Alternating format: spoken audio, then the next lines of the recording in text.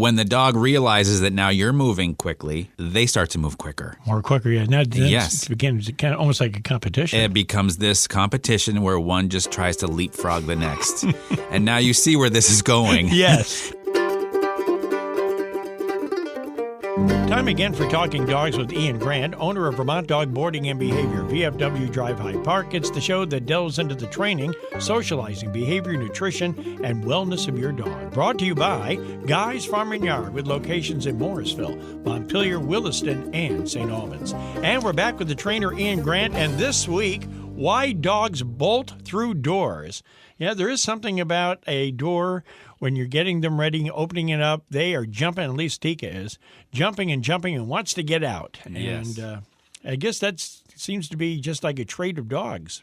Yeah, if you kind of break it down, when I teach this with my clients, I always, when we walk up to a door, I always see the dog watch our hand reach for the doorknob. And that's kind of the beginning of when the dog thinks, okay, this is what makes this thing open up. And the other part of it, too, is they look at the hand, but then they look down low at the door. They don't look up. It's funny because we don't look down at our feet when we walk through the door. It wouldn't make much sense. No.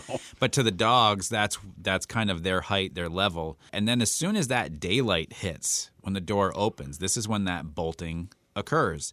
I see it with, front doors, car doors. It becomes this pattern where they just practice it. Every time I see a door start to open, I'm out, and it happens very quickly. The problem that goes along with this is that when the dog starts to go quickly, it tends to make the owner go quickly to try to reach for them. Now, this is when the snowball effect occurs. So bear with me. Downhill quickly. Yeah. Yes. What we really, and this is also with the front door as well, or with the car door, because now with the car door, if we're letting our dog out, we're on the other side of the door. How do we hold our dog back if we're on the other side? So let's do this. When we start with the front door, number one, put your dog on leash. Yes, to start with, please, because that will prevent you from having to move so quickly. We have to teach the dog that the door open does not mean bolt. Okay. The other part of this too is I don't want to create a waiting mentality with this dog. I don't want to keep saying stay, stay, stay. When you're bringing them out of the vehicle. Out of the front door of the house. Oh, the front door of the house. Okay. I don't want to create this stay, stay, stay, and then say okay, because their brain is already thinking, when is that moment where I just It's almost like bolt? you're saying on the mark, get set, go. Exactly. That's exactly what it is. Instead, I just want to make the dog sit next to me. I'll have the door open. Great. We just walk out together as a team. And when we walk outside, we'll turn around and come back in, get back into a sit, tell the dog to stay, wait for a moment, walk back out as a team. So we need to practice this, that we can do this smoothly and slowly. We don't need this speed thing. Yeah. Now, what do? You put a little, but when you open the door, you just put a little pressure on the leash so they don't, because otherwise if you have no pressure, they'll go bolting. Do you just kind of put a little pressure on it to kind of keep them from bolting? What I might do is just put a little pressure up on the leash, open the door. I'm going to wait for a moment when they're actually not trying to get out the door, and then that's when I have to release the pressure on the leash, just to let them understand that's what I'm looking for. Ideally, this is a good time to maybe work on a stay command or a sit command before you start opening the door. So sometimes we have to backtrack quite a bit, depending on what we need.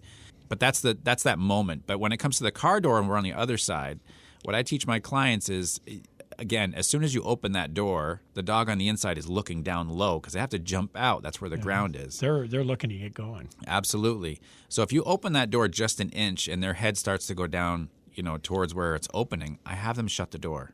So it moves the dog back. So what we're teaching the dog is if you make a move towards this door, it's actually going to make it shut. If you back up away from the door, it makes it open up. So now you're teaching both space and respect at the same time to the dog bolting through the car door. So it takes some practice and it takes some time, but I've seen some dogs come bolting out of a car like a rocket, and they're just so wound up because they're waiting for that glimpse of daylight, and then they come out hot, and they start looking around. What can I bark at? Or who do I run and lick and say hi to? And it's just a lot of excitement. Well, you know what we do? We make sure that Tika has her leash on before she comes out. So if she's out, and then we open the door slowly, and I'll say stay. Yeah. And she stays, and she knows that I'm going to grab the leash, and then she comes out. So that's the way. So it's taken a lot of practice, obviously. For sure. And she knows it. And actually, I think I could almost open the door now, and she would not go until I released her. That's how well she's done. She could work on some other things, but she seems to be coming out of a car, but having the leash on them, just in case, so you've got something to grab. Yeah, and you've got some, you've worked through the politeness of it, and the patterns have been built. And just like we said last week, this is about teaching the dog what we want instead of just saying no and trying to dive on your dog because they bolted through a door. Right. So it just takes some time, but it can be done for sure. Back with our question from the doggy bag in just a moment here on Talking Dogs. Hey there, dog lovers. Get ready to mark a special date on your calendar, October 5th to the 7th. Right here in the heart of Vermont during the breathtaking foliage season, I'm thrilled to invite you to the Canine Fusion Workshop.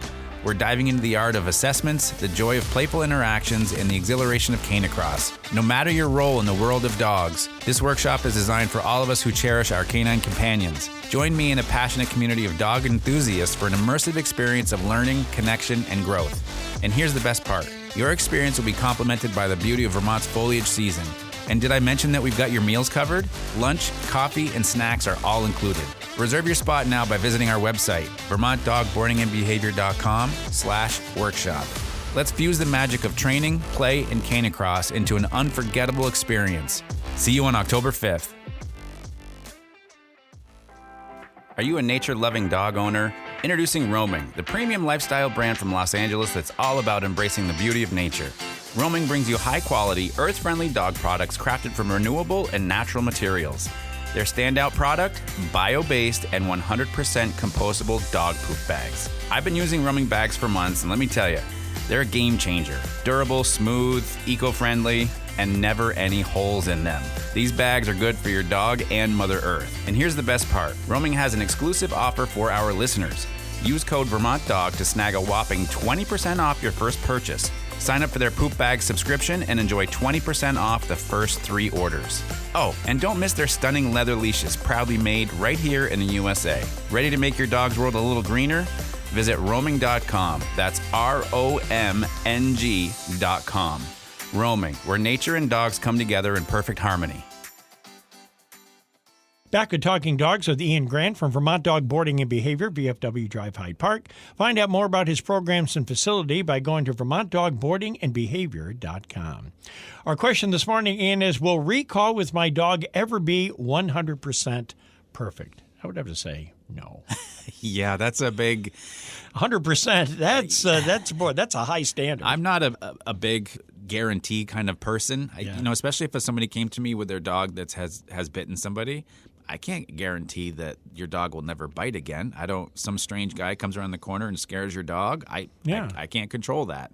Yeah. In this situation, I'm not comfortable saying 100% perfect. Yeah.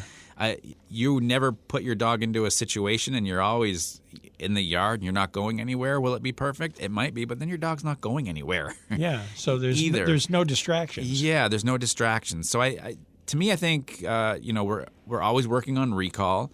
Now, if you're in the 90 percentile, you're doing a heck of a job. Yes, you are. But we also can't control when the deer comes around the corner. We can't control when the squirrel goes running across the sidewalk in front of us. There's just certain things that we can't work on and practice until the moment hits. And those are teachable moments, and sometimes we do our best with those. But dog training and perfect, I just don't like those those words put together. It's kind of if I can say, an inexact science. I mean, there's a science to doing it all, but the results not always come out the same. And you're dealing with an animal here that has instincts and biological needs, instinctual needs, and with us and relationship as well. And I remember I talked to a trainer I lean on sometimes, and I was talking about recall, and his words were something along the lines of, we can't always be the number one priority in our dog's lives.